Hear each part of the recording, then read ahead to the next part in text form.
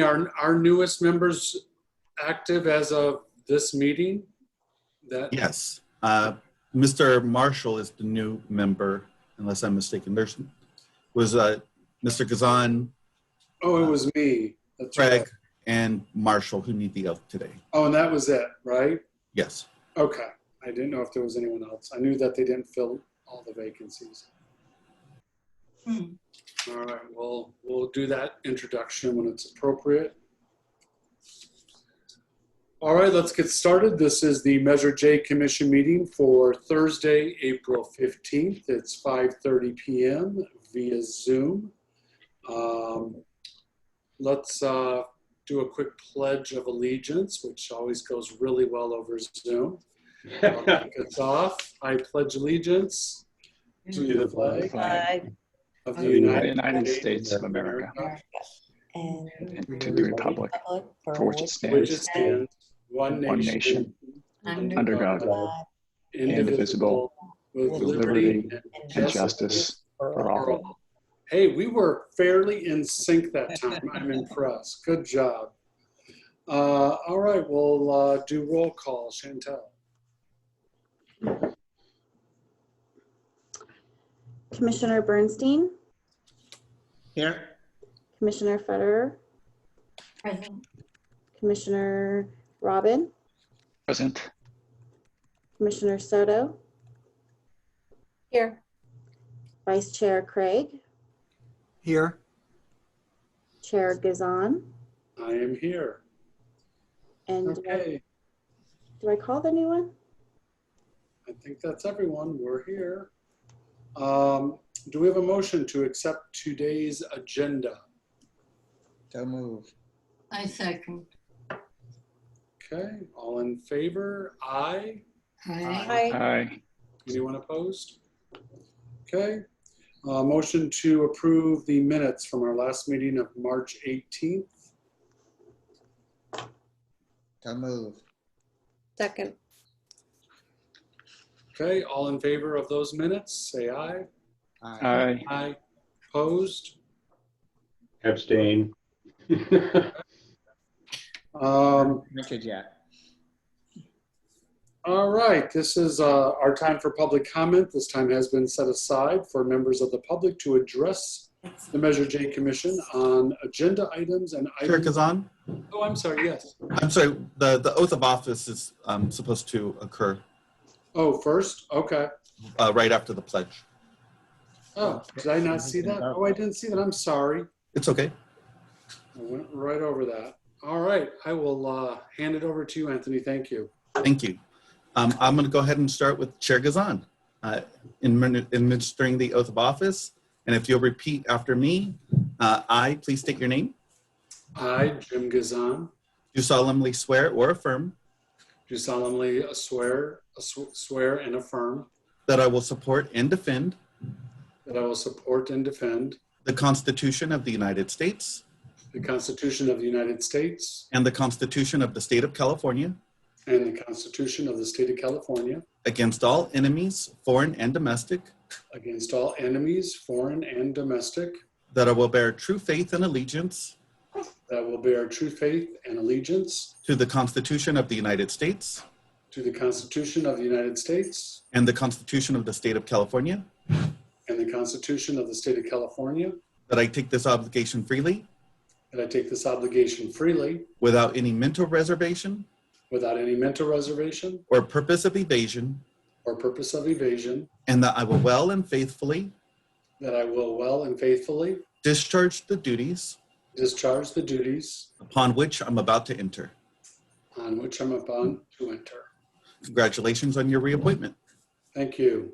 Vice Chair Craig, Yes. if you'll repeat after me, I please state your name. Sid Craig, Do solemnly swear or affirm do solemnly swear or affirm that I will support and defend that I will support and defend the Constitution of the United States the Constitution of the United States and the Constitution of the State of California and the Constitution of the State of California against all enemies, against all enemies, foreign and domestic, foreign and domestic, that I will bear true faith and allegiance and will bear true faith and allegiance to the Constitution of the United States to the Constitution of the United States and the Constitution of the State of California, and the Constitution of the State of California, that I take this obligation freely that I take this obligation freely without any mental reservation without any mental reservation or purpose of evasion, or purpose of evasion, and that I will well and faithfully and I will well and faithfully discharge the duties discharge the duties upon which I'm about to enter. of which I'm about to enter. Thank you. And congratulations on your reappointment. Thank you. Why is there more words than the 34 words to be President of the United States? Because your job's a little more important. Just curious. Thank you. Mr. Mark Marshall, congratulations on your appointment, and we'll administer the oath. All right. I, please state your name, I, Mark Marshall, do solemnly swear or affirm do solemnly swear or affirm that I will support and defend that I will support and defend the Constitution of the United States the Constitution of the United States and the Constitution of the State of California and the Constitution of the State of California against all enemies, against all enemies, foreign and domestic, foreign and domestic, that I will bear true faith and allegiance and I will bear true faith and allegiance to the Constitution of the United States to the Constitution of the United States and the Constitution of the State of California, and to the Constitution of the State of California, that I take this obligation freely that I take this obligation freely without any mental reservation without any mental reservation or purpose of evasion, or purpose of evasion, and that I will well and faithfully and I will well and faithfully discharge the duties discharge the duties upon which I'm about to enter. upon which I'm about to enter. Thank you, and congratulations, everyone, on your appointments. Thank you. Thank you, Anthony. And well, I'll reserve my comment for after public comment. All right, moving on. Public comment. This time has been set aside for members of the public to address the Measure J Commission on agenda items and items of general interest within the subject matter jurisdiction of the Commission. Although the Commission values your comments pursuant to the Brown Act, it generally cannot take any action on items not listed on the posted agenda. If we have any speakers present today, they will each have 3 minutes. Chantel, do we have anybody?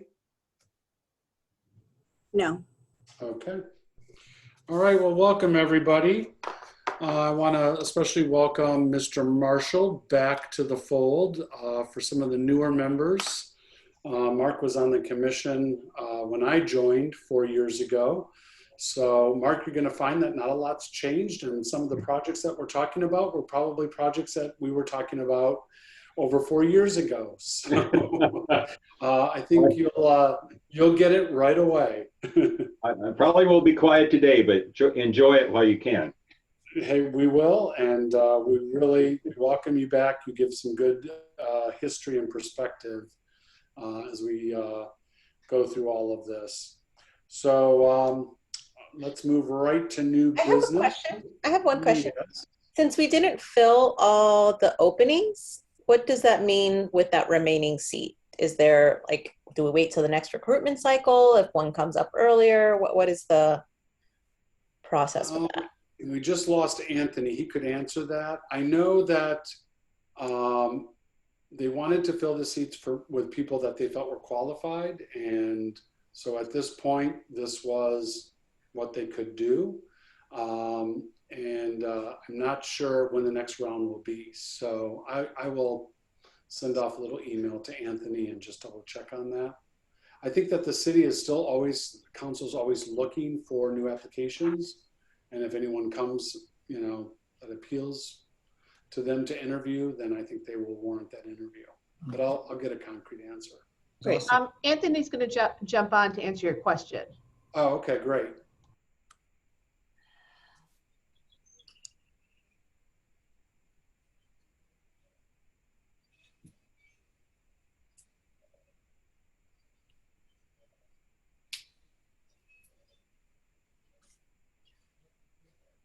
Okay, Jim, can you go ahead and ask Anthony your question, please? Anthony, this came from one of the commissioners, a question regarding not filling every vacant seat at this time. How long will we wait for those seats to be filled? Is this an ongoing? Yeah, so we're doing additional outreach for applications. We've set a deadline of May 10th to receive additional applications, and we're doing advertisements in social media and issuing a press release and so on. And then the intention is that once that closes, the City Council Subcommittee will review those applications again, screen them for interviews, and then go back to City Council. We'll probably fill the vacant seats with the other vacancies that will occur in the June timeframe, so that we're not having to do multiple council meetings. So basically those vacancies will carry through to June. Can I ask, am I right at looking at the numbers, there's still 2 more vacancies? Yes. And so we could expect to have 2 more members then at our September meeting. Yes. And that will be our first meeting of the fiscal year. Okay. Does that help everybody? Yes. Jim, Then, yes, Commissioner Footer. we received 2 letters with Chantel's announcement, both of them from the library. Did everybody receive that in your meet as a public comment? Did everyone read them and Yes, we see them? did. I just wanted to know that. Okay. Yes. All right. Thank you. Can I ask, you mentioned the schedule of meetings, and there's 2 that are dark this summer, and November's canceled and December was canceled. I don't know where that would come up in discussion, but whether it really makes sense to have both July and August canceled after you've had so many canceled ones last year. Well, we canceled them basically because we didn't have any money. So when the money was stripped from our budget, there was really no reason to meet and discuss any new projects. Yeah, I know, I realize that, but we had December was canceled, and then November is going to be canceled as well. Well, we can still have November. What we typically do is in September, we discuss the calendar on that first meeting of the year for the following year. So we definitely can still have a meeting in November. I mean, typically, I believe I know that we're for sure dark in August. The schedule was issued. Did you see that? Did you send out a revised one, Chantel? Because I'm looking at the latest one. We need to put dates on the bottom of these, so we know which ones are the revised ones. But I'm looking at I think it's the latest one, and there is a meeting scheduled for December 16th. There is, and I sent it. I show too. Yeah, I meant November is canceled, July and August is dark. Correct. Yeah, typically we are dark in the summer, whether it's 2 months or 1 month, because the fiscal year closes out on after our June meeting. And then September is when usually is our first meeting of the year. We definitely can have a meeting in November. That schedule will get discussed at that meeting once, and that's a time where we discuss board position or commission positions as far as chair, vice chair, all of that. And I believe we follow the same schedule. I'm trying to find my other one for city council. When they go dark, all the commissions, I believe, go dark. But we could potentially have the November ones rescheduled. Oh yeah, that I don't know why that said that unless that falls on Thanksgiving. It falls, it conflicts with city council Oh, okay. because So we we have to can- move their meetings. Well, then what we'll do is, I mean, again, it's appropriate to do this in September. That's typically when we discuss the year ahead at that first meeting of the year. So we'll just note that, Chantel, just note that there's a conflict with council. We do not want to not have a meeting in November. We just are going to have to pick a different date. And hopefully at that time we'll be meeting in person as well. So.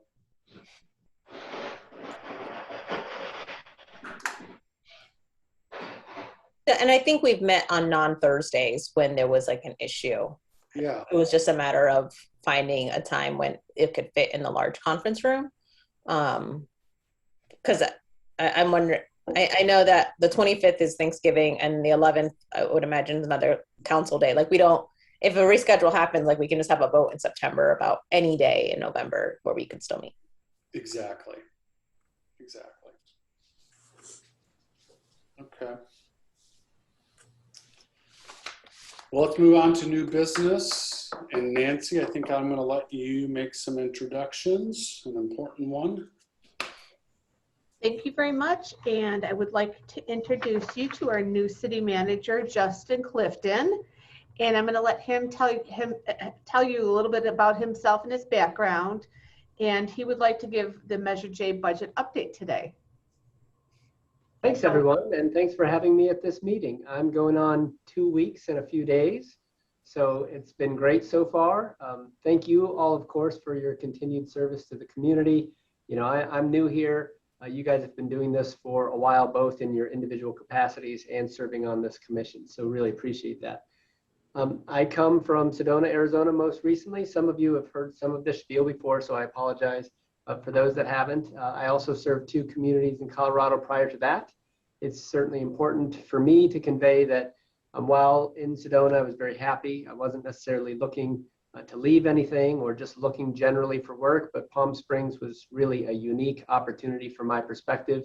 And some of what made it really unique was the level of engagement that I saw from community members, the level of thoughtfulness and engagement from council, the council's ambition to really serve, and certainly a talented staff, et cetera. So it was really just the one place that I ever thought of leaving, and was fortunate enough that the feeling was mutual from council and I was selected for the position.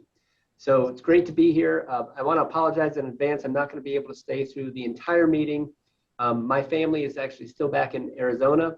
I've been 2 weeks without them, which is about as long as it's ever been with my 2 young children. So I'm going to be headed back there for the weekend to help facilitate the final pieces of the move.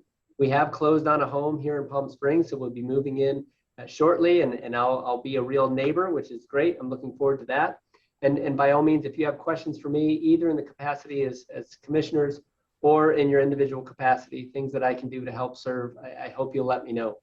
That said, I do think it's really good news. We're about to deliver to City Council the third quarter report and year-end estimates, and our financial outlook is better than it has been. We've had some good news along the way, as you know, from the really more dramatic cuts we had to make to revenue projections to account for loss of revenue associated with the pandemic. But this latest report shows that we are almost recovering to historic levels. So among the recommendations that will be advanced to council include increasing the Measure J fund beyond what was budgeted by roughly $5 million, 4.968 to be a little more precise. And that will include a recommendation to cancel the anticipated 2.8 million that was proposed to be transferred from the Measure J fund to the general fund. So all told, that restores some revenue and you know, get to look forward again to allocating that to the valuable projects, which was the whole point. I should add that when I was doing some research on the community, I quickly came across Measure J, and what a fabulous opportunity to really invest in the community. I've seen some of the projects that have received Measure J funding and just think it's a great mechanism to be able to continue to build this community. So future looks bright. As we get into the budget period, we'll also be encouraging council to, you know, without really stretching things too far, to be more optimistic than we have been in projecting revenue. So I think if there are questions, I know Nancy's more capable on the details than I am, but from the big picture, things are looking very good. No question. So is that the 4.9 would be 2.8 of that is what was the reverse of the transfer, and the other 2.1 is new? No, it's actually 4.9 is anticipated adjustment to the projected revenue. Some of that's been collected already, and then that's projected to the end of the year. And then we would also forego the transfer. So in total, you would have, you know, both of those numbers together as available for projects. Thank you. So double good news. Yes. Great. That's great. See, he gets to give the good news and I have to always give the bad news, right? No bad news. Come on, Nancy. Your bad news? Is this not record for Measure J ever then? I think we had a little bit more. I'll pull up the financials and see what we had in prior. I don't think it's the highest, but let me go back and look at a couple of the reports. So if you do note on the mid-year summary report, you will see at the bottom, I have highlighted a couple of the items in yellow, and those already have been approved by the council, except for the 2.8, sorry. I don't know, I was getting excited and I accidentally highlighted the 2.8, but we put it in the budget and we'll hope that will go through. And really, Nancy, based on the cash basis that we're using to project revenues for the rest of the year, 18 and 19 was a total collection, I believe, of 15.7, and we're at about 12 now with a quarter to go. So if Right. revenues were coming in pretty close to historic, which they have been the last couple months, it will be close to the historic high, if not exceeding just a little. 15. May I ask a question? Forgive my absence in that, so I just want to be brought up to date. Debt service for a mid-year budget is a negative. I'm not sure I'm understanding that. Okay, that negative is, we budget every year. We had debt service at $3.2 million. We did a refinancing of that debt, and that was a savings. So your debt payment is basically $783 instead of 3.2. So that money is added back into your budget.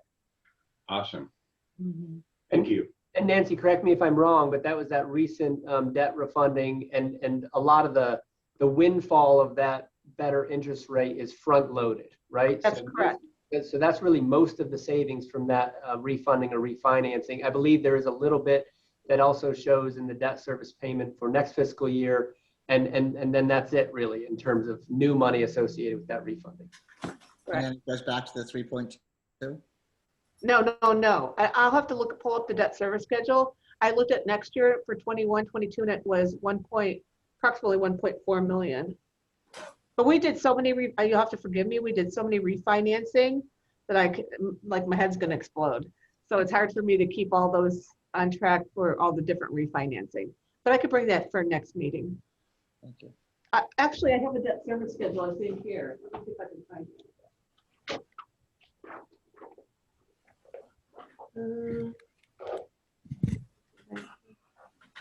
I'll have to get back to you. I don't want to give you the wrong number.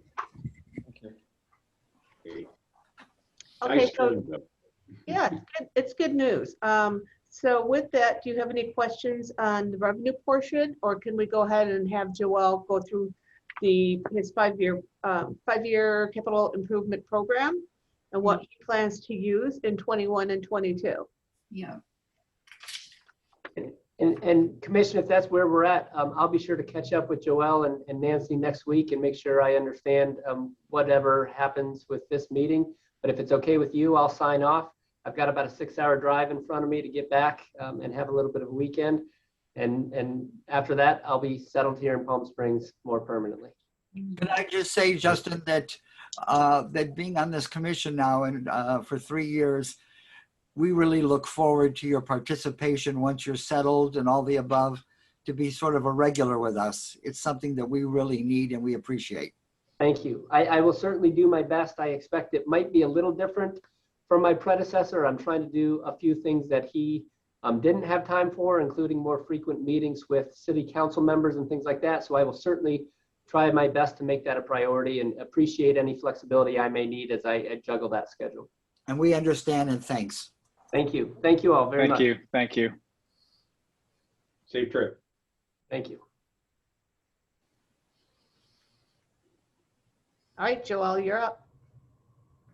So in the memo, I kind of outlined the 5-year CIP, but I was wondering if you wanted me to just pretty much go through the memo that I provided, essentially starting with the downtown park. I know I was asked to give a description of that, and then just go move forward through the memo, not just necessarily jump into the numbers, if that's okay. Yes. Okay, so the very first item on the memo is the downtown project. project. I provided a few pictures. They're not very clear. I didn't see it very clear in my PDF here, but I hope that it sort of gives you the idea of what's going on. Right now, our contractor is moving completely full force ahead. They're pouring concrete. They're making room for, they're building mounds. They're actually getting ready to start planting. I thought I was going to be able to announce today that, did you see the palm trees in the park? But the particular nursery that we're getting the palm trees from had an issue and couldn't prepare those palm trees fast enough this week. But those palm trees that are going to align Museum Way will be installed next week. And I hope they deliver, because they promised that that's exactly what was going on. So the project is, as I say in my memo, the contractor is giving me the schedule that the project is going to be completed by end of July. There might be a few things here or there that are going to be straggling. There's some long lead items that the contractor still needs to order or did order, but they're just going to take a long time in today's climate and issues that are happening with manufacturing and supply. There's the police substation inside. It's practically complete. I didn't provide pictures of there, but the restrooms are complete, tiles in, all the walls are in, all the air conditioning system. So the outside is actually being prepped for shotcrete. Shotcrete, essentially the walls along the police substation are going to start blending into the waterfall. They're all going to be of the same material. So it's a system that gets poured and then treated with acid. Some of that's already been poured, and you can see in the event stage, they've already done that for. So the project is moving 100 miles per hour right now. It would have been better that they had been going 100 miles per hour, months ago, but that's just kind of where we're at today. I'd be happy to answer any questions on the downtown park and maybe elaborate if I went a little bit too far or too fast. Sure. When you say it's substantially complete, does that indicate it would open in August, or it's still? It would be open in August, yeah. I would say with the items that are going to be missing, the park should be able to be accessed by the general public. Is there an opening event planned? That is not on my schedule, so I'm assuming there will be something that it will be handled through the city manager's office, but I'm sure there's going to be something that's going to be planned for it. Either that or maybe Amy would know. Yeah. Well, I'm asking less on the social event. I'm more of just one more burden on Joel and his team to meet a deadline. Yeah, we are. I guess I don't have a good day that we're going to say, hey, it's going to be open and come on. So according to my construction manager, if they continue at the pace, they're probably going to beat that schedule, at least with substantial completion. But there's so many things that are happening with manufacturing contractors. I mean, they get double, triple jobs and then they end up leaving. So you're fighting with them. And it's just been a constant with all our projects. That's what we're doing. We're fighting with them. To just complete what they're obligated to do under contract. So that's sort of what's happening in this project. It's happened in several other projects, and it continues to happen. Any other questions on the downtown park? Hopefully that gives you a little bit of an insight as to how we're doing there. I do have one question. I had heard they were talking about redoing the fencing around it when the Forever Maryland comes in, assuming it still comes in. Do you know anything about that? Fencing as far as construction fencing or permanent fencing? Construction fencing. I have not heard that, no. So I wouldn't be able to talk about it. It might be something that get asked of us and we would then move forward, but I haven't gotten any direction on that. So moving on, I'll give you a little bit of update on the park. Restrooms, we've awarded the project. Contractors are being routed for signature, and the Youth Park and Desert Highland Parks are being prepared for bidding right now. So Sunrise Park should be moving forward fairly closely here, very soon. That's a project that I know the community wants and needs, and we're going to start seeing some really beautiful restrooms out there. The other project that is ongoing right now is the gym floor replacement. The contract is essentially being executed, and I believe it's in the city manager's office. But one thing that I just found out today is that the contractor is telling us that because of the issues in Texas, the glue, the mastic that holds the flooring down, there's like a 6 or 7 week delay on it. And we could either pay more money and go with a different manufacturer supplier, or we wait the 6 weeks. And I think we opted to just wait and make sure we get the project or the materials we ordered and for the price that we ordered. So that's happening. The next one is the playground equipment resurfacing. This one in particular, our staff has been trying to narrow down the scope of the work, and we've worked and we've walked it with different folks and facilities and maintenance with Cynthia in our parks, and we finally were able to pin down a good scope of work for the 3 parks. And from there, when we got it pinned down, we went out and asked our contractor, okay, give us a pricing for the scope of work that we have now. And the pricing finally came in. And actually, I've been pushing hard to get this number in.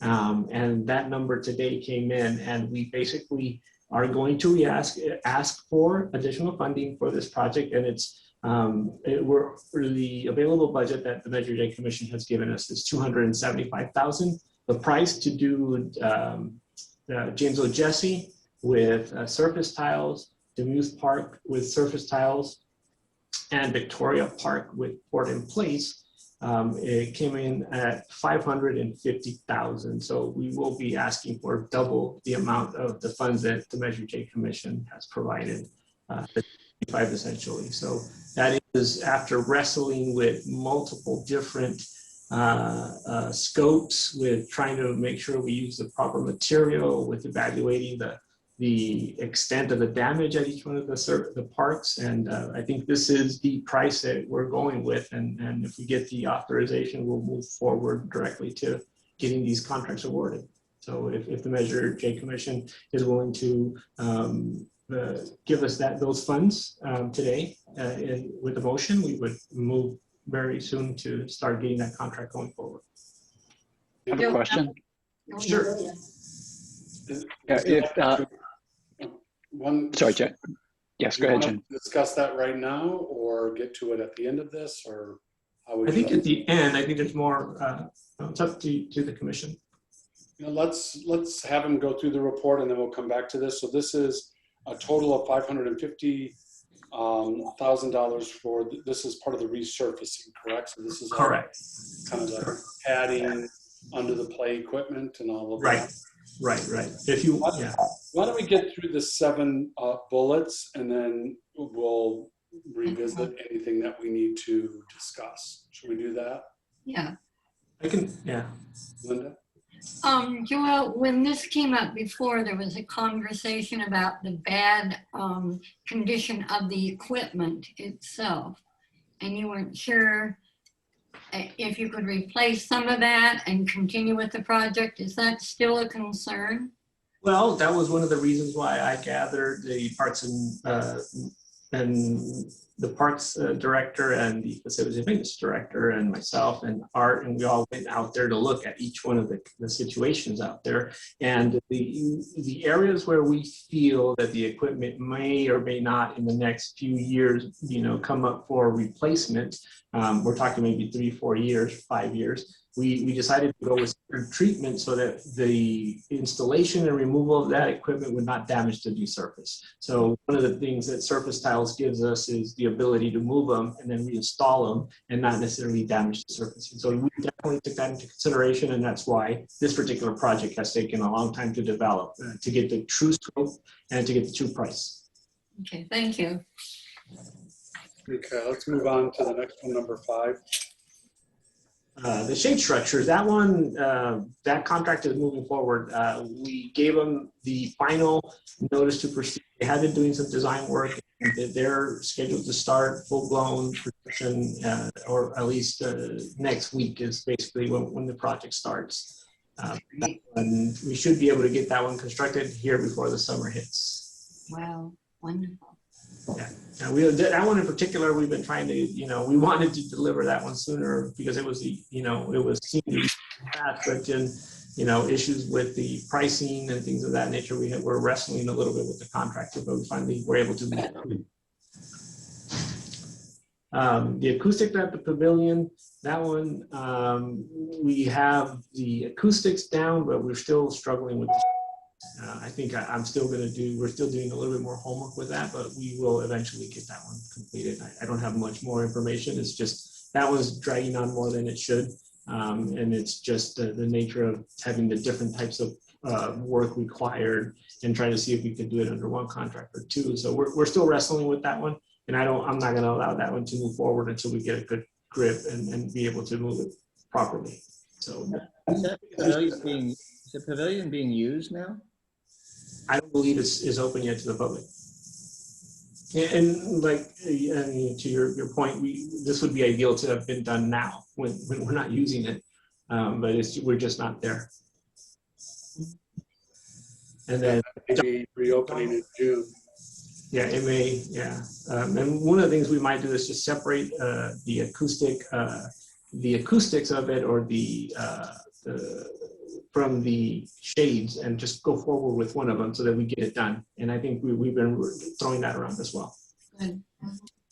And Don, you want to talk a little bit about the ball field light and where you're at? Sure. So just a reminder, this project will convert the metal halide lights that are at our ball fields at Demuth Park, as well as the stadium, with energy efficient LED lights. We did get the RFP out to our consultants. They are supposed to submit proposals by next week.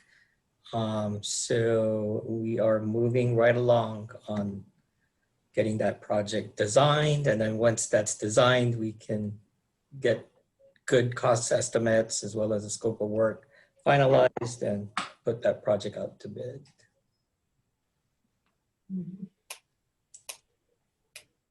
All right, great. So that takes care of those items. Looks like we only have one item that we need to discuss. I'm going to go right to a motion, and a motion to approve the additional funding for the playground equipment resurfacing. I just have a quick question. Can you just repeat the 3 playgrounds that the equipment resurfacing is a part Absolutely. of? So we're doing the James O. Jesse Desert Highland Unity Center, the Demuth Park, and the Victoria Park. And then were the playground assessments done of all parks, but only the resurfacing is happening at those 3, or was those reviews with the facilities manager and Parks and Rec only at those 3? We asked them to go with us to review the playground equipment just to see if there's imminent changes required for those particular playgrounds. We didn't expand that to any other. Can you also just confirm the exact amounts? This was not in this year's budget, it was in last year's? Yeah, the exact amount that the particular resurfacing has is $275,000 currently. That's the budget that was approved for 2019-2020. That was what was included in the Parks Department list. Right. So that was the 2019-2020. So now we're adding in another 275. Correct. For this year's, for the 2021 budget. Budget, correct. Will happen as a count once we take that project to council for award. That's when we will ask them to amend the budget and move the money over and allow us to do that. Commissioner Craig? Commissioner Soto, I just want to tell you, 6 years ago, when I was at Parks and Recreation as the chair, we came to Measure J and got $435,000 to put in the playground, replacing it at Sunrise Park, and that was a special needs design for children, and we did a groundbreaking on it. So that's only 6 years old, all of that equipment, and it has padding underneath for children if they fall. Everything there has been designed for special needs. right down from the swings to the ramps, everything that's going on with it. And that's all brand new. I use that park once or twice a week. Oh, wonderful. I noted it, or I raised it because at least the toddler seats in the swings are different than the toddler seats at Ruth Hardy Park, and that the heat and the sun kind of chips at the plastic. So Joel, I'll just send you a message, and if you could just forward it on to the Parks and Rec. Yeah, they had said absolutely. they had extra seats, but that was something easy they could replace. So I know that's not like a Measure J fund, but it was just something that I'm pretty sure they already have in their inventory of equipment. Send me a message and I'll forward it to the appropriate. Great, thank you. And this is And good why job, we need, Sid, on that project. We love that part. Good. and this is why we need shade structures more than anything. I'm just curious too, Joel, that's double the budget. And again, there is a motion on the floor, but so this just came back that much higher, or these different materials? Well, yeah, I don't know if you recall, we were at like 900,000 originally, and that was just extremely high. So we spent a lot of time trying to bring that scope back down and really go out. I personally went out and looked at everything just to make sure that when I came before you, what I was telling you was appropriate and the direct way that I would like the project to go forward with the proper funding and the correct research. And at 550 is pretty much the budget that we're going to need to deliver this project. Okay, and it's always been these three parks. We didn't take anything out. This was the request that came forward. Yeah. And this will, according to Parks and Rec, will cover us then between Sunrise, the parks that are not included in this. I don't know if there's anything at Ruth Hardy, but by doing this, we're kind of getting everything kind of hopefully on an equal quality basis as far That as. is my understanding, because this is the request that was brought forward to us. Okay.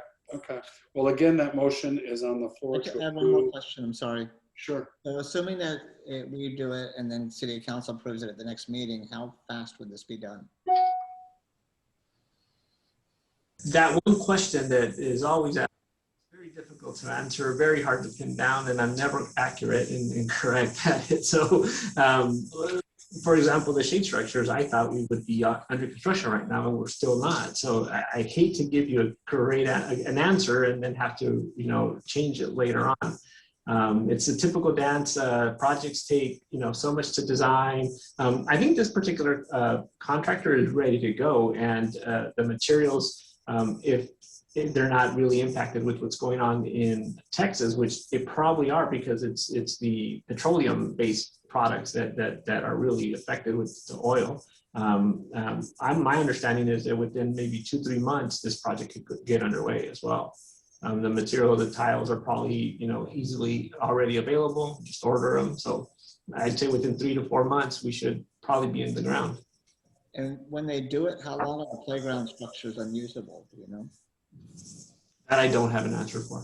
I do not know. We would make provisions, put notices, let folks know, work with the Parks Commission to make sure they understand. And if we do one park at a time, not all of them at the same time. So there's different things that we could do that to make it as easy and as less disruptive as possible. Joel, you were also asking us to support the additional road work tonight too. That's the next presentation. Yes. Yeah, there are two big ticket items here. Well, this is 275,000, and we just heard that we're going to add another 7.7 million. So I would second the motion to approve it. Okay, so we have a second. So all in favor to increase the budget to $550,000 for resurfacing of playground areas at James O. Jesse, Demuth, and Victoria Park. All in favor? Aye. Aye. Anyone opposed? Okay, that is passed unanimously. All right, Joel, moving on. All right, so I've put together the little presentation, or if you follow along with the meeting, the memo that I provided, this presentation has been put forward at the 1PS meetings, and we're basically taking information from our pavement management plan. Don has been instrumental in putting some of this information together. So we're going to try to explain why it's important for streets to be paved. So I won't go over the budget, the numbers. I know we've already explained that we have additional funds available for paving. Typically, I'll really just start with pavement condition index, and I'll ask the commission, does everybody know what the pavement condition index is, or what that is? The PCI number essentially is. Everybody's pretty comfortable with that, the PCI. So if you go to the website that's provided in 1PS for all our neighborhoods, the PCI, you can actually click on each one of the streets and you'll find out what the PCI is of your street based on an independent engineering third-party evaluation of our streets. That's done what, Don, 3 to 4 years, every 4 or 5, 3 to 4 years, we try to do it again just so we're current. So a PCI gives you ranges. If your PCI is from 86 to 100, you can take that to an A. If it's 56 to 70, you're at a C. If you're 0 to 40, you're at an F. So the council, and a while ago before our time, took the approach of worst first.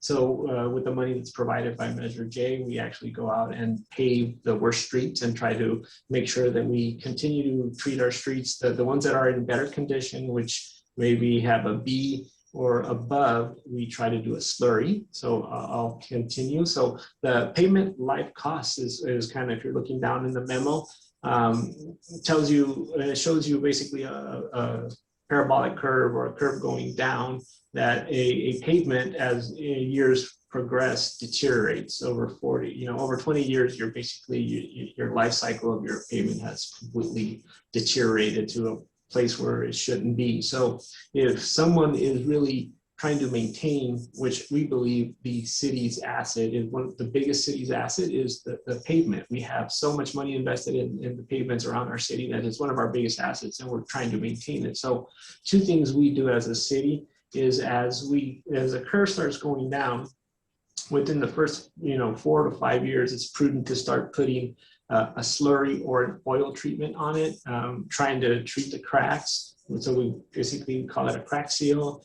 We grind a little bit off the top and then we put back a treatment. So what that does, it extends the life. If you do it within the first 5 years of a brand new pavement, it extends that life, but on like 12 years? It takes a while before it starts going down again. So that's what we're doing. And that actually, this year's project is already underway. So we're slurrying our streets right now. In that graphic, you can see off to the side that the more you let a street deteriorate, the longer it goes, the more money you have to invest to try to maintain that street or to fix it. So within the first, 0 to 12 years, you're investing maybe 0 to, within the first 5 to 8 years, you are investing maybe $0 to $4 a square foot. So with these treatments, we are spending less money and we're really prolonging the life of our pavement. As the years go by and you do nothing, you start spending a little bit more money, maybe $28 a square foot, a square yard, sorry. And then if you really let it go down, you're at about 132.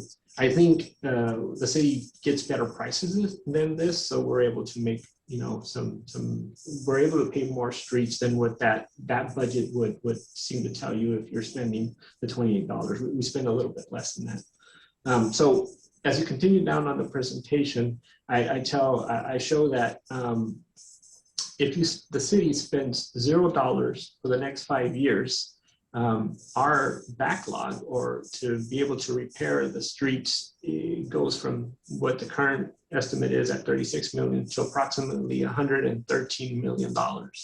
And our PCI score would drop from what it is right now, an average of 73 to about 63. So that deterioration is something that's not desirable. We don't want that to go. It's basically a straight curve down.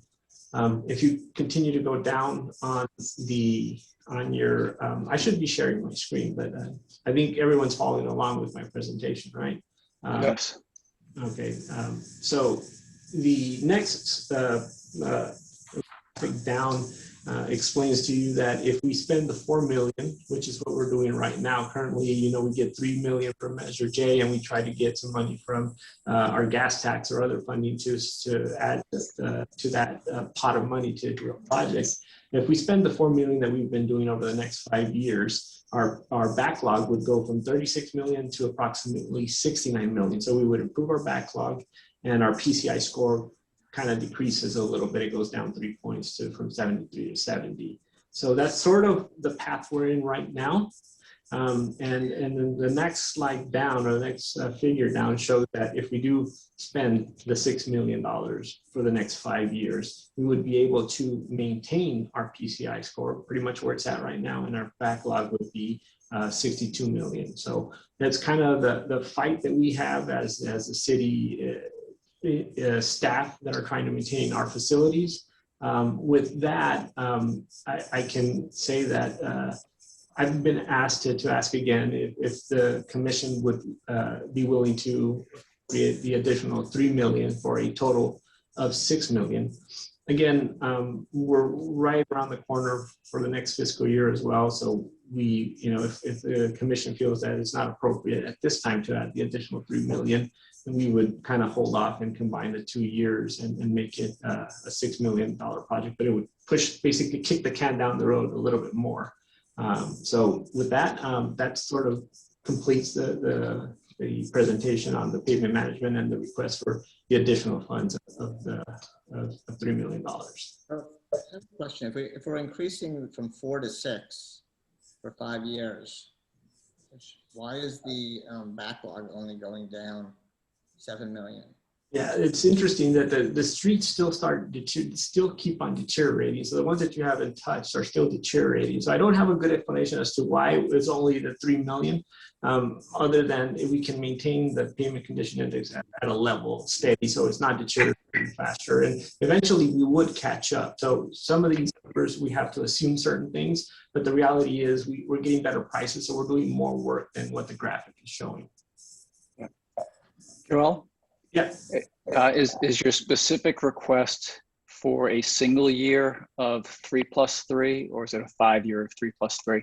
No, at this point, it's a single year 3+3, but I will stress every year the importance of getting more funds. At this point, I think Measure J has committed to doing 3 million every year, but I think the graphic and what we've experienced, if we add more money, we can do more streets.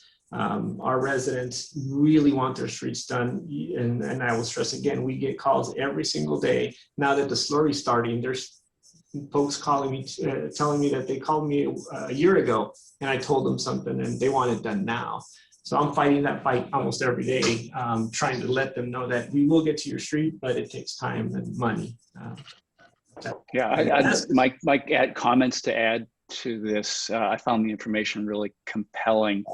And in some ways, for my own processing, I think of this as like, do you go to the dentist or do you not go to the dentist? And the cost of kicking the can for just a year, it goes up as you described it, particularly since the use of roads didn't cease while Measure J funding did cease. And I think that with the opportunity that we see for this surprise, this good news surprise of additional funding, this would be a great way to address one of the most important assets for the city, as staff has described this. So I am completely supportive, given the information from finance and the information from engineering. Next one question. Is this one of these projects where if you increase it to 3 million, it can go into effect right away? You could just sort of double your capacity right away, or it just extends it out? I guess I didn't catch the very first part of your question. If you increase if you add the extra, we added 3 million last time, or proposed it, and we're going to add, I don't know, that council hasn't even approved yet, have they? So the 3 million is part of your budget and we haven't gone with the project. We need to go to council to say, here's our project and Measure J gave us the money and we can appropriate and amend the budget to include it. And I think, Nancy, if I'm not correct, that hasn't happened yet. It probably will have to happen through a council action. Yes, you are correct.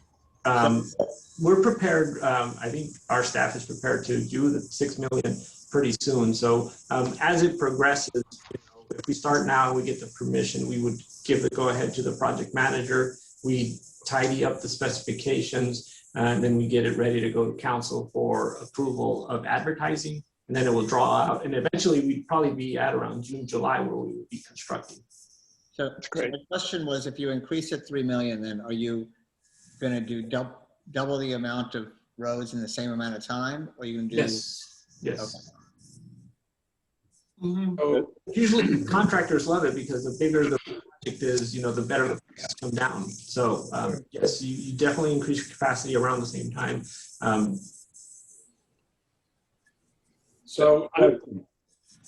Is this increase to 5 million over? You keep talking about 5 years. Is just for this current budget increasing it to 5 million? Correct. This is just to this year's request. Correct. We will keep on funding, or Measure J has committed to 3 million every year. So next year, if there's a lot more money, we would come back and ask for that year again. Well, it looks to me like we've got a gift in getting things renegotiated with debt service being down 2 million. So it's like we kind of got a gift there. I think I would like to see it increase to 5. Yeah, I think the proposal is till 6, right? 6, yeah. I think it's 6 million. So Commissioner Footer, did you have a comment? And then I have a comment after you. No, I would wonder, could we do this for 2 years since we know what we have? And it's late, like 21 and then 21 and 22 for the 6, and then we'll see where we are at that point. Joel, would that give you a little more focus out, or are you content with 1 year? We would take more money, of course, but we kind of, I think we learned a lesson with the prior project where we took 4 million from the future year and it didn't pan out. We actually had to cancel the project. So I would be cautious to do that. And I would be happy to ask again next year if we have the 3 million. Because this project, if you give me the 3 and we develop it, it's going to be a while before that one's all completely constructed. And by that time, when we're getting close to being finished, I'll be back here asking you again for another, if possible, another 3 million to make it 6. So I would say I would be comfortable with 1 year. Yeah, I support this wholeheartedly. I think this is major in the city. This affects everybody, tourists and residents alike, and they do yell and scream and ask about this. So I think we have the money, this is where it should go. So I support this very, very much. Yeah, I agree with Commissioner Footer. I think this is a wonderful opportunity to get our posters out there. Your Measure J dollars at work. I would love to see them. I've seen slurry projects happening in my neighborhood and there is no Measure J signs. So it would be— Yeah, the slurry, one of the reasons is the slurry is not funded through Measure J. Oh, it's not. Okay, I thought that was part of our street program. Me too. Oh, that happened. So Sunrise 2 is not a part of that? Isn't Measure J is not? I thought that most of our dollars for Measure J were covering all these road projects. Not the slurry project. So not slurry. So then Measure J is the big taking out the existing street. It's the pavement reconstruction. It's the more disruptive and basically the longer term and the worst streets. The streets are in the worst shape. Yeah. Well, I stand corrected, but I definitely want to see those signs out for those projects. So are we ready for a motion here? Actually, I have something I wanted to say. Yeah. So the other thing, in connection to Jim's point or Chair Gazan's point around community awareness, I think this is a really important project that the community understand is happening, but also the cost is important that they understand why we're doing this investment and how, like, just kind of just goes back to my feeling of like, I feel like our fiscal year of what decisions we're making and when, that it'd be great to have some infrastructure or timeline so that community members can engage and give input when it makes sense, right? So if we're saying like every year we're going to talk about this in March, like that's a good signpost, not like a physical signpost, right? But a good signpost in terms of messaging. And this is when we talk about streets or whatever it might be. In the fall, we talk about parks. Like it's, I feel like this is a regular investment that is worth it in our neighborhoods, but it's really difficult, I think, for people to know when that conversation is happening other than to send you angry emails. So it'd be great if there was like a time and place where we can kind of gather that input so that when we're saying, yes, we're doing this investment, like people are able to participate in a way that is a lot more productive. I agree, but I think in general, this is what happens in the beginning of it is September, October. And then by March, in a normal year, we've narrowed it down. So I would encourage that participation now to happen as soon as we have, the budget is done and we start meeting again, so that, we don't allocate it all to something else and then somebody comes in March to talk about street pavements. Right.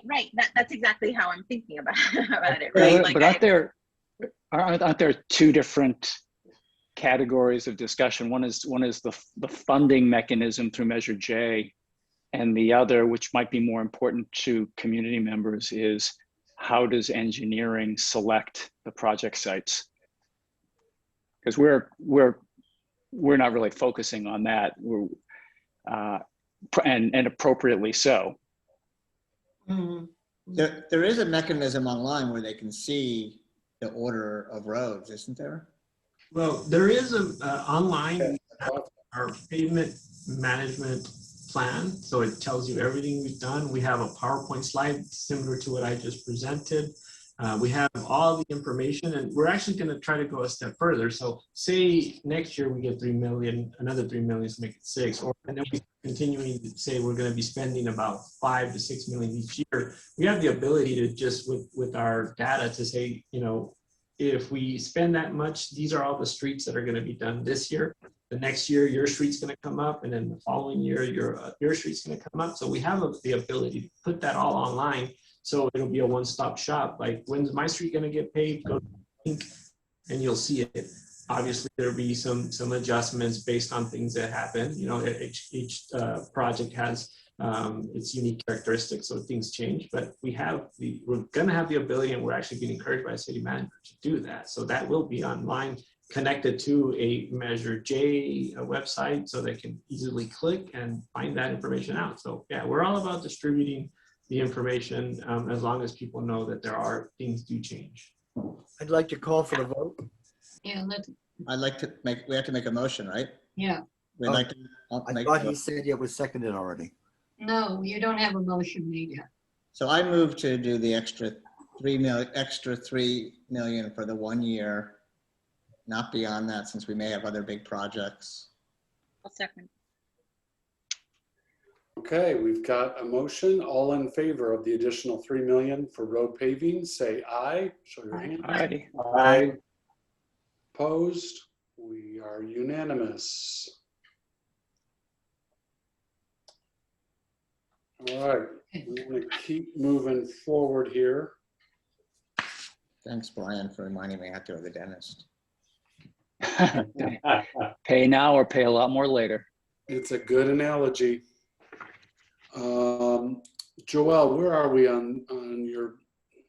Well, I did want to kind of go back to how we feel. I think Commissioner Marshall might benefit from this as well, is how we as staff are going to present projects to the commission, and it's going to go all tied back into the 5-year capital improvement, the CIP. I'm going to kind of, Don doesn't know this, I'm going to kick it off to him to explain the 5-year CIP process, 5-year CIP process, what we've been doing and how we're going to present projects to Measure J moving forward. If you don't mind, Don, or? Okay. So the next page of your memo, basically, it's a summary of the projects that are going to hit in each fiscal year. These are not all of the projects that the city is doing. Our engineering staff is actually working on about 54 projects in various phases. Some are in the design phase, some are, unfunded, some are in the process of being constructed, and some are almost complete. So, but this summary of by fiscal year is all the projects that are using Measure J money. Or let me just correct that. These are the as we project the next 5 years where we would want money put in for Measure J. So this is what we project as staff where the money should go. And this is going to be a living document. It's going to get bigger, smaller, depending on what's happening and how many projects we can add to it. So, and the idea is that in the past, as you know, a lot of you commissioners that have been on for a while, you know, if we had a $10 million project, the city would allocate all $10 million in the first year.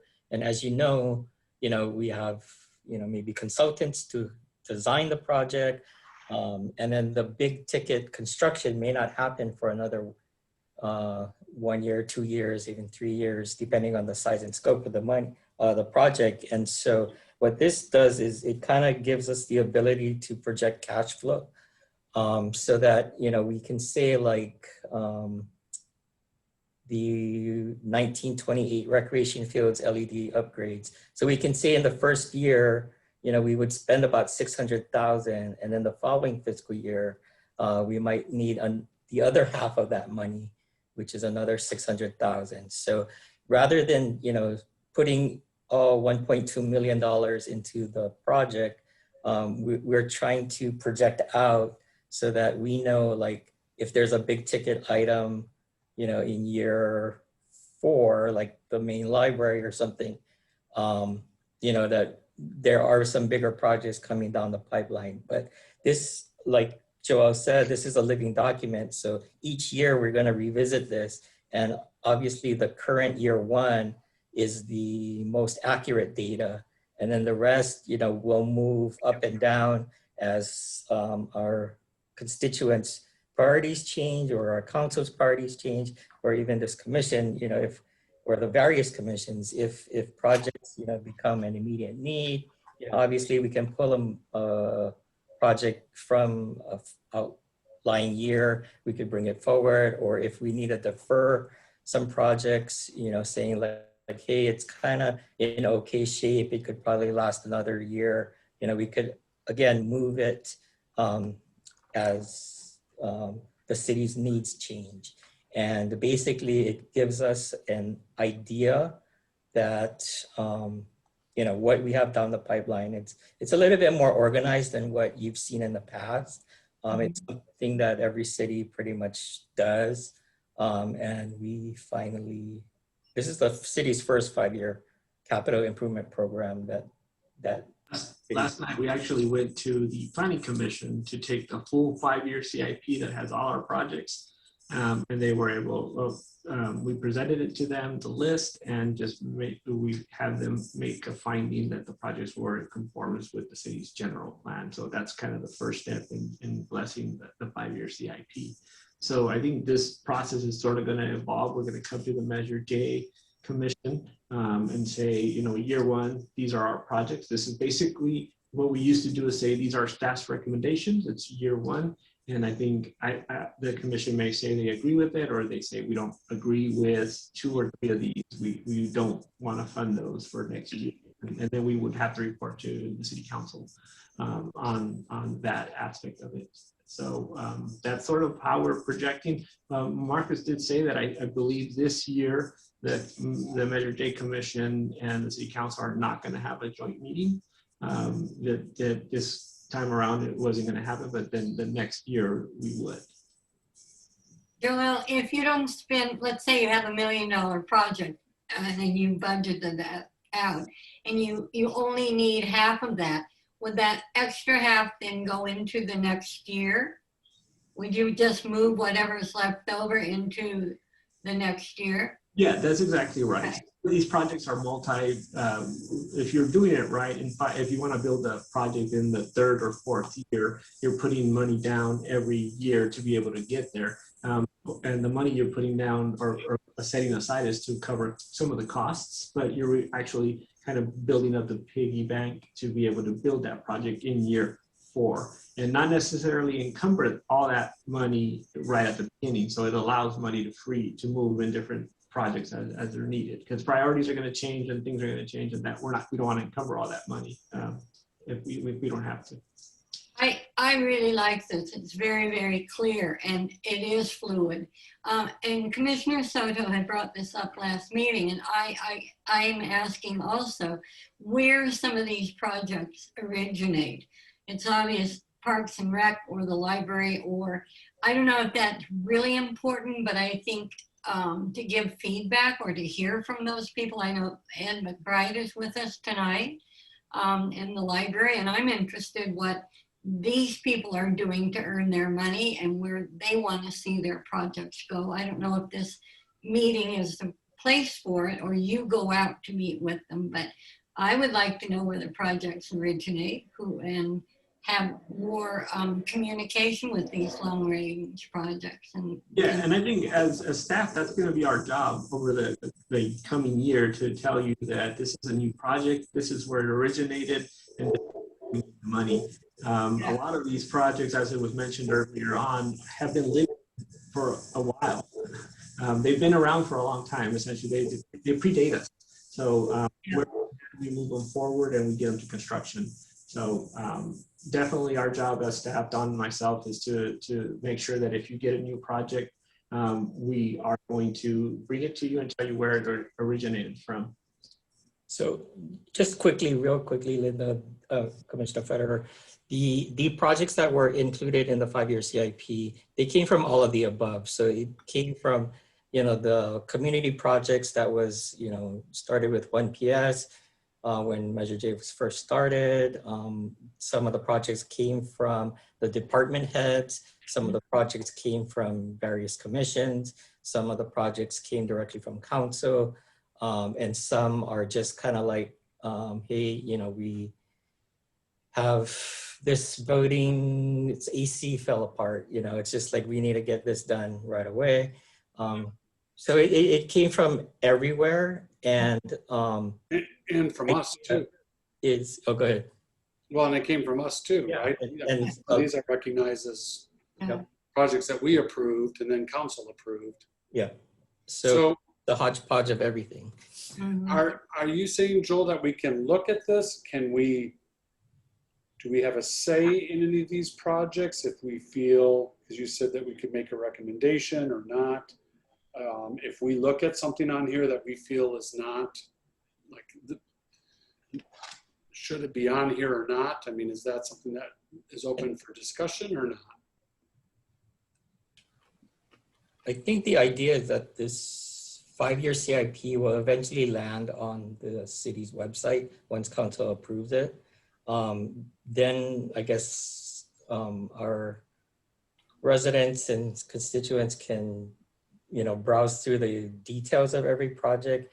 And it's not uncommon where something that maybe, let's say, the police department recommended as a project, they could say, hey, you know what, take that project off the list. We don't need that anymore. Or we found other ways to accomplish what we need.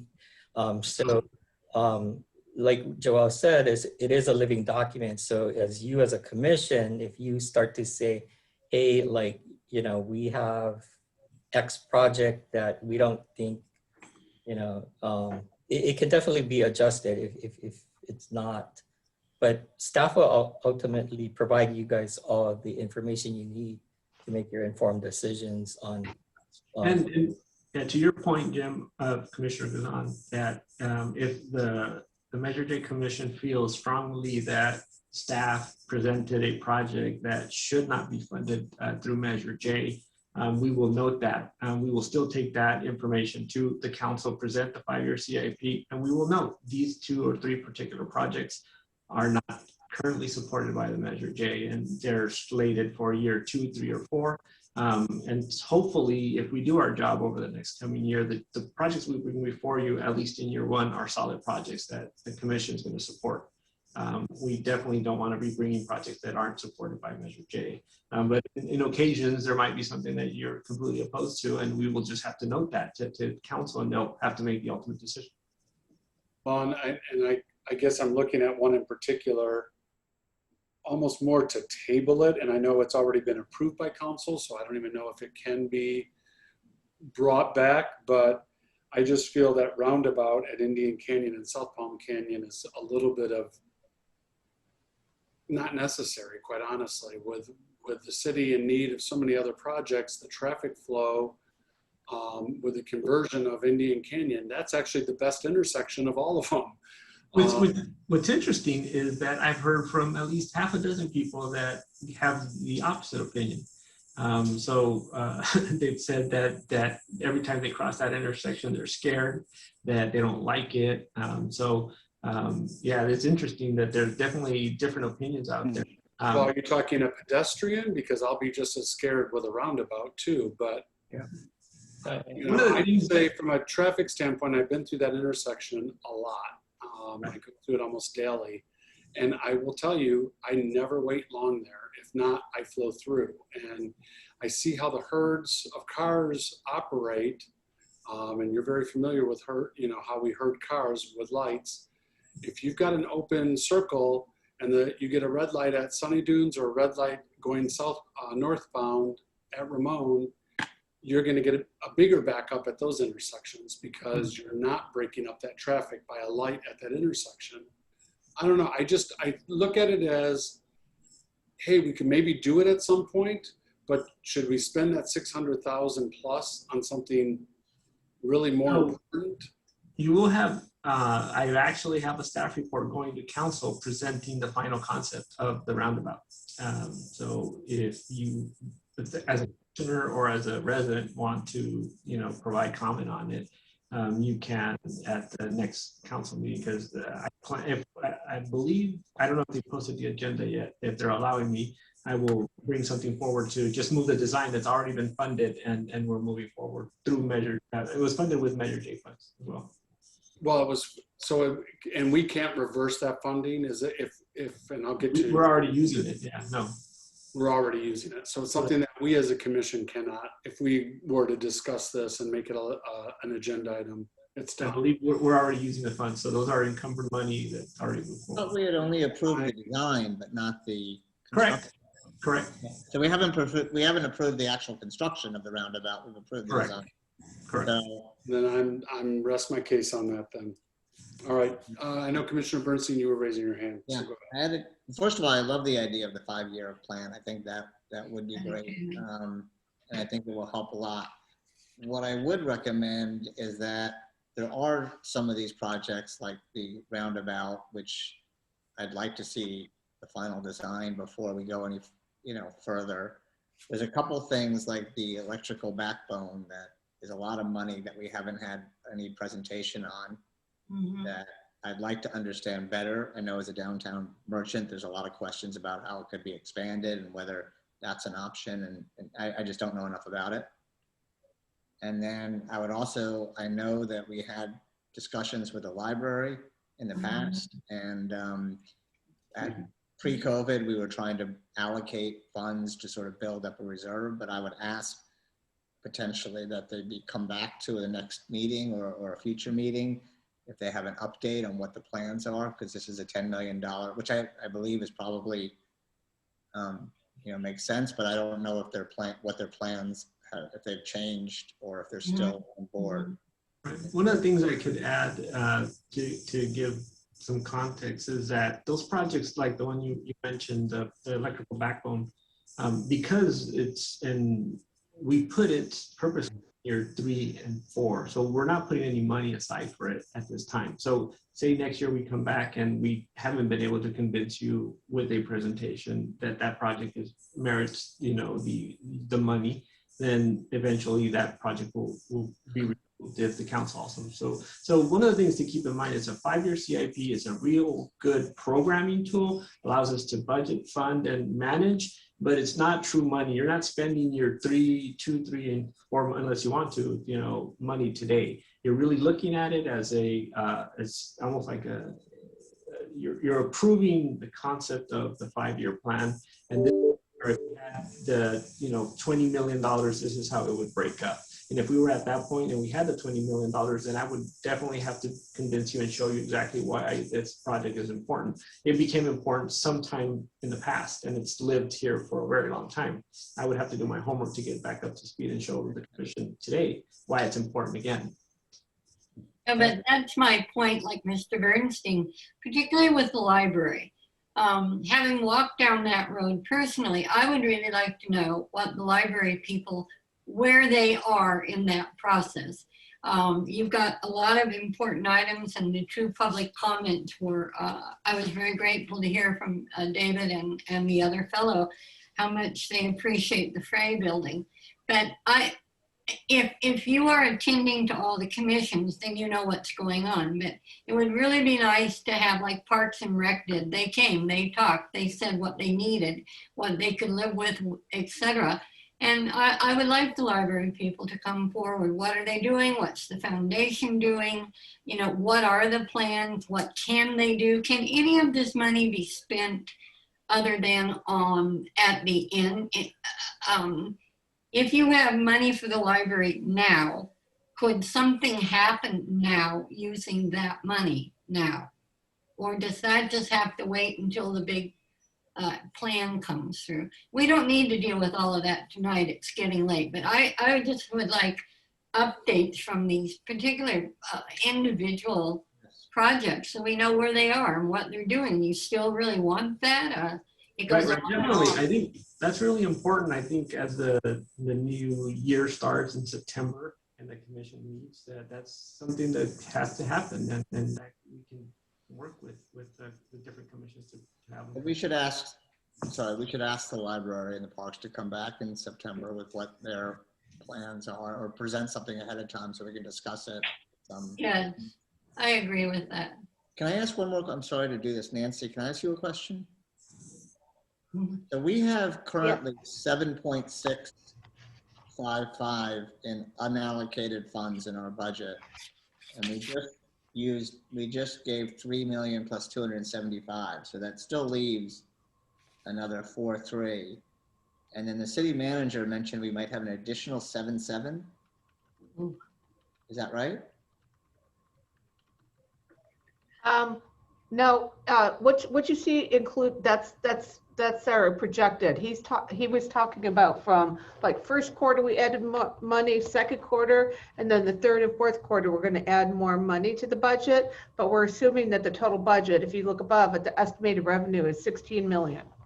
But didn't he mention that the transfer to the general fund would be taken out? Yes. So that would add 2.8 million. Well, yeah. So unallocated new funds, I believe, is 7,655.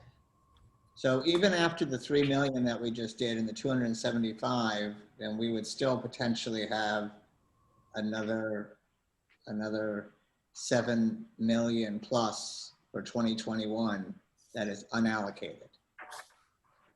Well, I'm trying to add this up because the 783,200 is already spoken for your debt service. If you look at the recommended budget, the 283,418, it was approved. The 250 that was approved, and we're hoping that the 2.8 will be approved to come back in.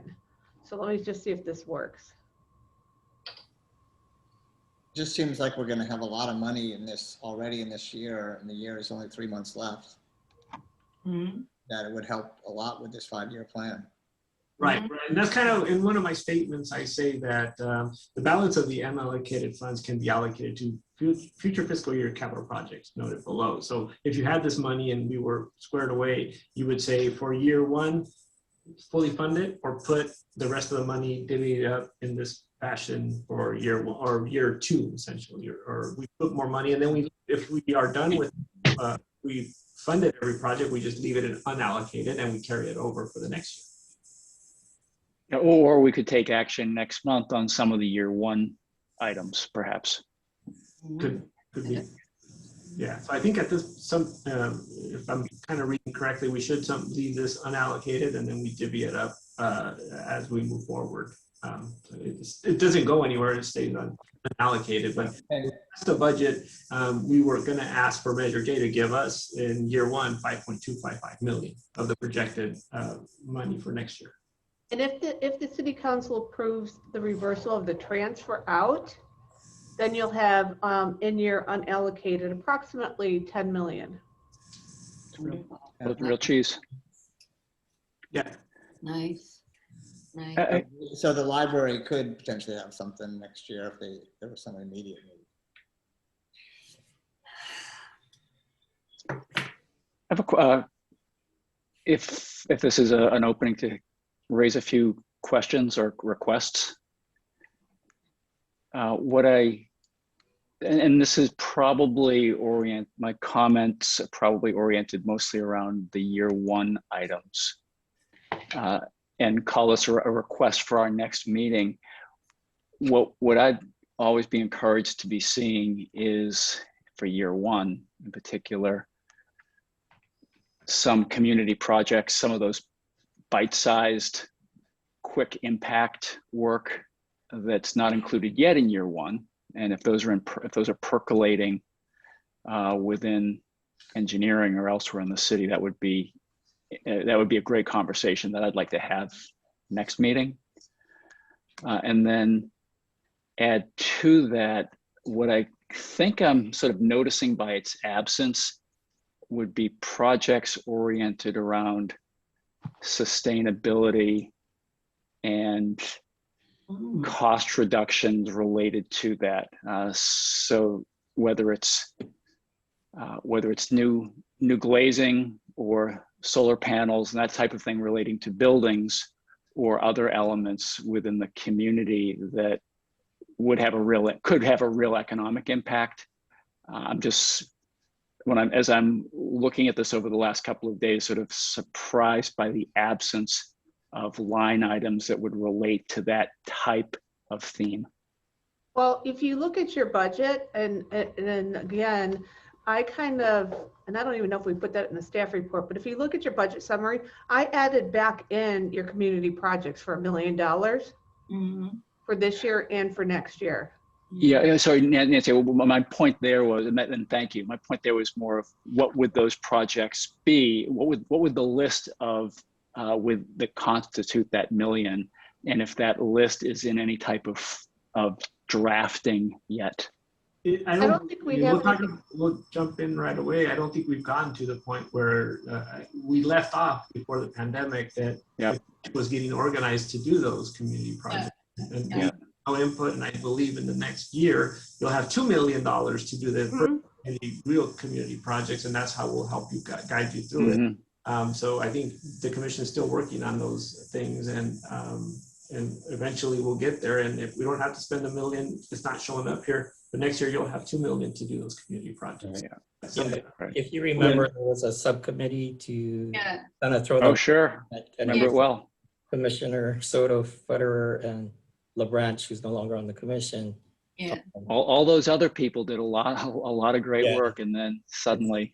We had not finished, had we? We were at the application process and how to make sure that it was really a fair application across our community. And I don't know, maybe we ought to review that. Those of us, Ms. Soto was on the committee and Craig was on. And maybe we ought to kind of think about pulling that together and get that off the ground a little bit better. Yeah, I would at the next meeting regroup what the list, with what the list we had that we had to cut out, and maybe move those forward. So just to that point, Nancy, we have. They're already incorporated in the CIP. So we did take the cut out and put it back in. So there's some missing. So definitely we can talk about it, but it is a good time for the commission to start getting together and looking at those community projects and how those are going to take shape for the next 2 years. And Commissioner Robin, to answer your point about sustainability, because that's such a kind of emerging field, oftentimes those funds come not from Measure J, but there's always grant opportunity and like energy fund, wastewater fund, like different funds. And so that's why he didn't see it on this list, but it is definitely a priority in the city. So that's kind of explains why he didn't see it. Just as a history, because I was on the commission when we started that $1 million. And that was a result of the city kept coming in with their own projects. And we were always not left with anything. So we finally told them, we want a guaranteed 1 million a year that we can reach out to the community and say, what would you like to see done? Because there, as you know, there's a ton of projects the city would like to have done. We needed to, we'd really like to make sure that we reserve that million. So it's nice to know we haven't spent it. So we got 2 million. Yeah.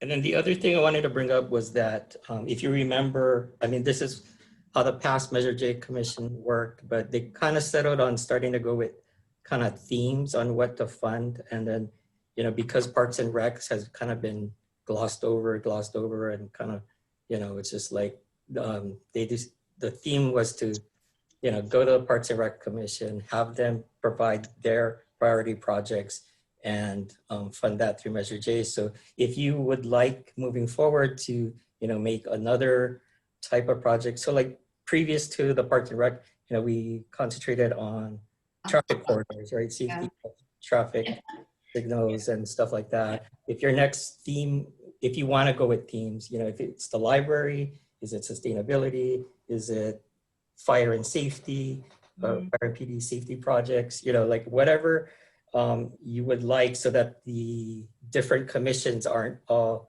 battling for the same money. Or you could, you know, throw that all out the window and just do it on a project by project basis. You know, it's something that I'd like the commissioners to think about between now and the next meeting, how best to organize your efforts. Yeah. Because I think Marshall could tell you how many hours and hours and hours they spent reviewing projects. So, Very good point. Yeah.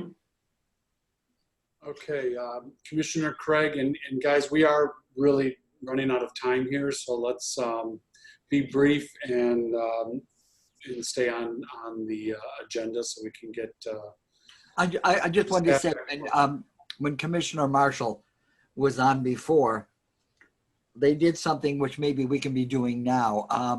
One of the commissioners, Christine Hammond, came to Parks and Recreation and said, I'm from the Measure J, and what we'd like from you as a commission is we'd like to know what you see that you need out there and something you'd like to propose to us and bring it to us at our upcoming meetings.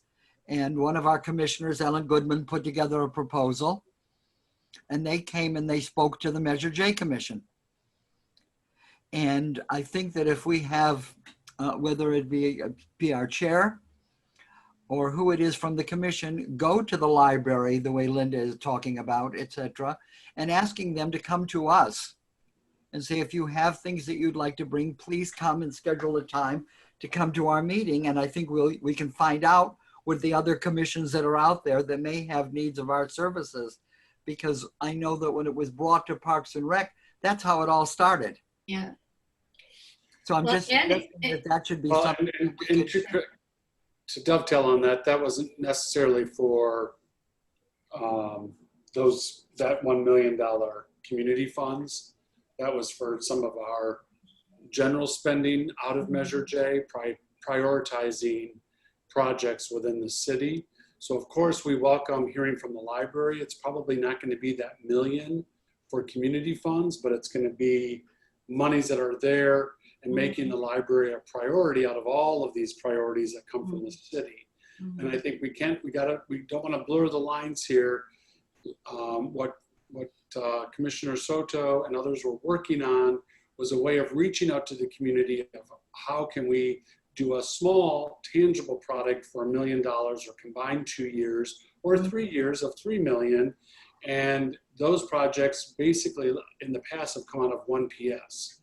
So that's neighborhoods coming together. A lot of it was around traffic and pedestrian safety. And then we chose parks. And so we can choose the theme, or we can see that a theme kind of bubbles up. And we had talked about this in the past of if you were to do a survey, that you do it more general, like what areas of or themes that people are interested in. And then from there we can make make our own decisions as well. So again, I don't want to belabor this, but it's all very good. And I'm happy that we've got the $1 million back on the docket. So we definitely need to kind of pick up where we left off before the pandemic and kind of get rolling with that and keep that conversation going to find a suitable source for those community funds. All right, Joel, anything else? I know we've got some other old business here, an update on social media announcements, an update on Measure J Commission meetings being broadcasted on Channel 17. Is there anything else that I'm missing? Not from no. On the social media, I would suggest that Brian and Naomi, we have another meeting with Amy and Tima Bailey, who's working on it. And because she gave him the brief and he's spoken to her, but I'm not sure exactly where they're at. He had some questions. So maybe if we can set for the next meeting to come back with a final presentation on where we're at. That's a good idea. Yeah, that'd be great. I would also maybe curious if any of the other commissions are interested in community engagement or social media post announcements, because I think it's hard to be just one commission that wants to do this. So maybe if there was some interest from more than one, that might help. We can raise. I mean, we have some great news right now. So right, yeah, exactly. You might want to stay in contact with Amy and contact her next week again, and then we'll bring this back to the next meeting. Yeah, that's what I was thinking. Okay, and Chantel, you had the fact-checking question. As we're trying to reconcile some vagueness between what Measure J voted on versus what council voted on versus what's being carried in engineering or finance budgets. Which when it's time to release something, we want to give the right number out. Yes. So I'm still. Go ahead, then. I'm still gathering those numbers. Sure. So we should be able to have them to you at the next meeting. Yeah, Don and I will help with that as well and make sure that we look at everything and make sure the numbers that we released are the true numbers. So we'll help out. Perfect. Great, thank you. And then update on Measure J Commission meetings. That was your question, right, Sid? Yeah. So once COVID hit, we cut a lot of the staff out, and they are no longer broadcasting. The videos are being posted, and Chantel can let you know where. The only ones that are being taped live are the City Council and the Planning Commission meetings. Okay. And they are to be posted on the YouTube channel though. Right. And I'm trying to get links to the Measure J page to make it easier. Great, thank you. Okay. All right. Do we have any commissioner member comments or requests? I would like to ask, I'm glad that Commissioner Bernstein had brought up and Naomi about Amy Blaisdell, because I had made notes here that I wanted, since there's not going to be a joint meeting this year, since there's not a picnic of 1 PS, so we don't have that exposure, I would like to see if I would talk to about Amy Blaisdell being at the May or June meeting, because the fact that we've talking about the parks, the restrooms, the floor in the gym, and we've talked about, Commissioner Marshall, since you've been gone, we've been talking about getting our identity back for the public to know about who Measure J is and what Measure J is about from when you guys had started it originally. And so they are talking about bringing the dinners back. It might happen sooner than you know. And like I said, again, contact Amy. I think she put something in, I don't know what the exact name is, but through the Chamber of Commerce has a magazine. So there's something in there. So I would follow up with her. They're going to be probably bringing the dinners back. It was mentioned recently, and then we'll regroup at the, maybe get an update at the next meeting. But I think I saw something today that was nicely written in that magazine. Yeah, it was a nice article. On Yeah, the so page. Yeah. Well, I'm glad to hear that because this is now the time more than ever with all of these things that we have coming up in the next balance of the year for the public to know what Measure J is doing. These are all exciting, good things. I know. Yeah. I think people are going to be thrilled to hear about the bathrooms. Yeah, so you might want to check that out, and maybe Linda, you can help him, send him the link or something. Okay. Now, isn't that magazine mailed to every citizen? Yeah, it is in Palm Springs. Yeah, it's the chamber. I can send you a text, picture text of the article. I can send it to you. No problem. Nice. Thank you. Okay. Good. Great. Well, thank you, everybody. This was very productive, and thank you, staff, for all your time.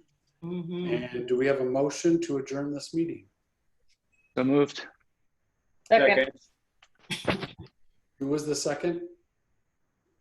I did. Mark. Okay. So Commissioner Robin, and then seconded by Marshall. So we are adjourned. Thank you, everybody. Thank you. Good, thanks, everyone. Bye. See you all. Good to have you back, Mark. Thank you. I'm looking forward to it.